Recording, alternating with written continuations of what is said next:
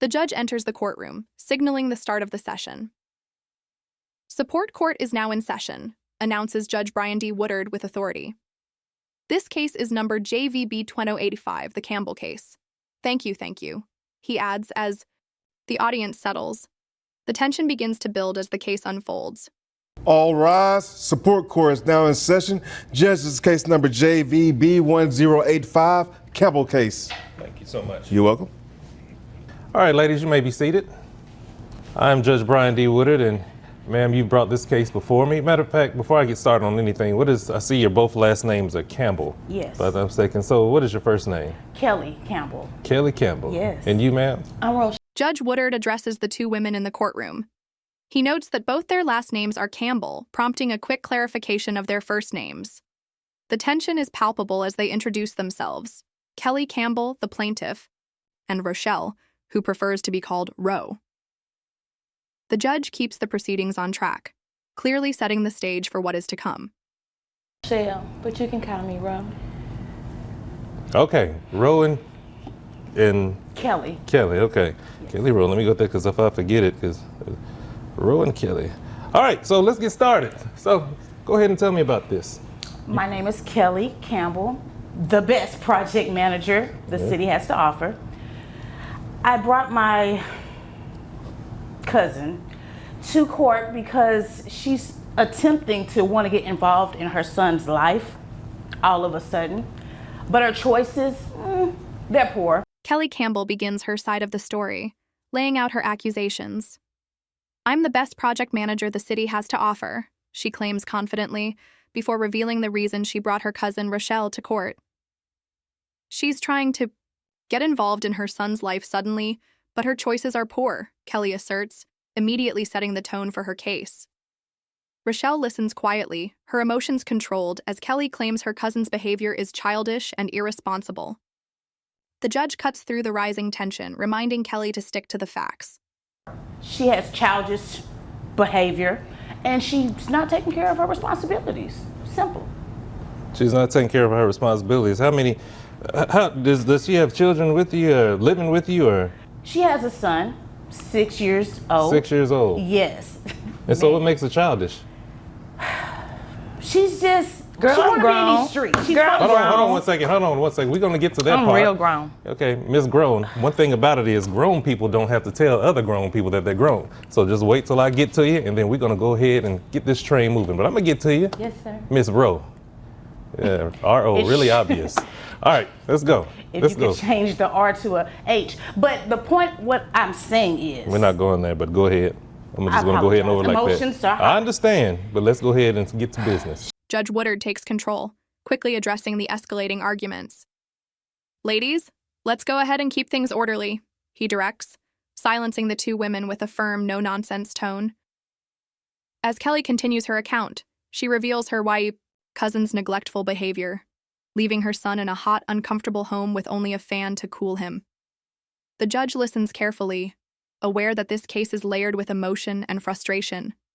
Kelly's words paint a picture of poor living conditions, clearly aiming to make her case for full custody. She's childish because she chooses to mix up her priorities. Okay. It's not flying, Your Honor.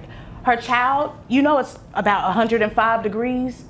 She has no AC. She has a gym fan circulating in the home. The window was cracked. The window was cracked. Ladies, let me go ahead and get something straight right here because I just wanted this to go smoothly. And I know how ladies are sometimes. Y'all like to talk and get your point across, and you're going to be heard. I promise you're going to be heard. But being heard this way, it's not going to fly. The tension between the two women rises further. Kelly accuses Rochelle of prioritizing her social life over her son's well-being. She leaves a bowl of noodles and Capri Suns for her son, Kelly exclaims, describing a child in dire conditions. The judge listens, his patience wearing thin as Kelly describes the child's educational struggles. This child is behind educationally, she continues, stating that she's ready to take full responsibility. Judge Woodard interrupts briefly, wanting to hear Rochelle's side of the story. So let's go ahead and continue without any interruptions. Ms. Rowe. Got it. When it's time for you to go, I will go back to you, Ms. Rowe. Yes, sir. But for right now, please keep quiet. Can we do that? Let's get this show back on the road. Thank you, because she's rude. I didn't ask about what she is. I'm just asking you to go ahead and continue to tell me what you're going to do. I stand corrected. Oh, yes, ma'am. Let's go. I apologize. As I mentioned, her 6-year-old is in very poor conditions. Circulating hot air where hot air is not going to fly. As I mentioned, the temperatures are high. She leaves a bowl. Rochelle, finally speaking up, explains her side. She defends her actions, claiming she left the child with Kelly for only a couple of hours while she went on a date. She deflects criticism, asserting she's a good mother. It was just for 2 hours, she protests. The judge doesn't seem impressed, as he sharply questions Rochelle about leaving her child in such conditions. You left your child for 2 hours in 105-degree heat with just a fan? He asks, incredulous. His tone grows more pointed, urging Rochelle to take accountability. Of noodles, chicken flavor, for her son, Capri Suns that aren't refrigerated. The child is so behind educationally, all he know how to do is whoa. It's just a lot going on. I don't like it, and I am going to be the provider for her child. And that's it, point blank. Okay, and Ms. Campbell, what are you actually asking for before I go further into this?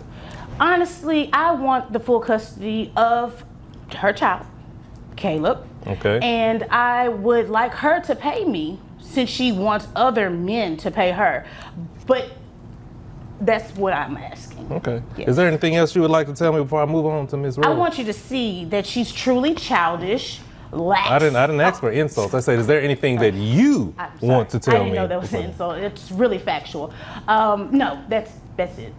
Okay. Yeah. All right. Well. Rochelle, visibly uncomfortable, continues her defense. She offers a somewhat absurd justification for leaving her son alone, claiming she was going to bring him a pork chop. The judge interrupts, incredulous, asking her, "You're trying to get a stepdad with a pork chop?" The courtroom erupts in murmurs as Judge Woodard's disbelief echoes. The judge's piercing sarcasm cuts through the tension, emphasizing the absurdity of Rochelle's reasoning and turning the situation even more dramatic. See, this is going to be a challenge. Whew, don't you know? Miss Rowe, let's go. Continue this show. Thank you, Judge. Okay, so they keep saying I'm crazy, right? They took my baby from me and gave it to her because I had a little date. I spent the block. I left him at the house by himself. You spent the what? The block. We went to Perry's. Me and his, he was tall, dark, and handsome. But I was gonna bring him a pork chop special back. So I went on this little date, left him at the house by himself. I gave him some noodles, a Capri Sun, and they call themselves saying, "Oh, you can't leave the baby at the house by himself." I'm like, look, he was good. It was just for like 2 hours. I was gonna be right back, and I was gonna bring him back. Wait a minute, how long? Like 2 hours. 2 We had hours. reservations, so we was gonna get right in. So you made reservations and you left your child with her for just 2 hours. Was it just for that night? It was not 2 hours, Your Honor. It was 6 hours plus 2 bonus hours because she wanted to have a rendezvous. All right, hold on a second. Okay, continue this. Yeah, this Thank is you. initial. I really want to hear this one. She think because she got a pool. Well, in her I ain't backyard. worried about that. Let's get to the facts. Okay, Go ahead. sorry. So I spent the block, ran to the Perry's with the fella. You know what I'm saying? He was fine. Okay. So look, I'm trying to get him a stepdad. I was gonna bring him back a pork chop special. Have you had one of them Perry's pork chops? You trying to get a step? As the judge questions the safety of leaving a child in a hot environment with only a fan, Rochelle's answers become increasingly unconvincing. The judge takes a deep breath, clearly exasperated, and challenges Rochelle, "Would you want to be left in that situation?" The room quiets, all eyes on Rochelle as she struggles to defend her actions. The heat of the moment reflects the growing emotional intensity as Judge Woodard's patience wears thin. Stepdaddy, listen, you're trying to go and get a stepdaddy For the baby. For a pork chop, with a pork chop. Is No, that I'm how? gonna bring him the pork chop back. And so you expect him to be stepdaddy because you brought him bringing a pork chop because you bringing. I want him to be I'm my bringing the stepdaddy. baby. So maybe if I give him a pork chop, he gonna be my. I'll bring the baby back a pork chop. Oh, the baby, you bring the baby a pork I chop, went not on the man a pork chop. No, the man was gonna buy the baby a pork chop. Okay. That's how I'm taking care of him. Hold on one second. Hold on one second, man. So me and the man went out to dinner. I get back, they all, you're not supposed to leave your baby here, this and this and this. I'm like, he's 6 years old. He got some noodles. He got a couple of Capri Sun. I cracked the window, the fan was on, so he was good. They say I'm unfit, I fight a couple people, bust a few windows, plant some tires, and they think that I can't. Ma'am, you cannot be serious right now. Dead. Are you really serious right now? Number one, you're talking about.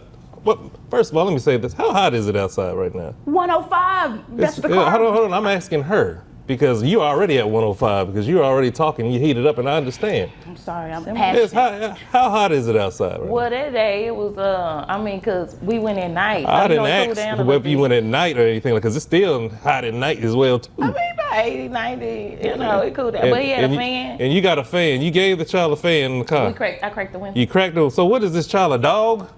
No. Caleb, he's a human. But it's hot outside and you're going to give the child a fan. And then what else? The judge sharply focuses on Rochelle's finances. He asks about her income, and when Rochelle responds that she makes $65,000 a year, the judge quickly pivots to the matter of child support. You're making $65,000 a year, but you haven't been supporting your child, he presses. Rochelle, now backed into a corner, responds with feigned confusion as the judge lays down his judgment. You're going to pay.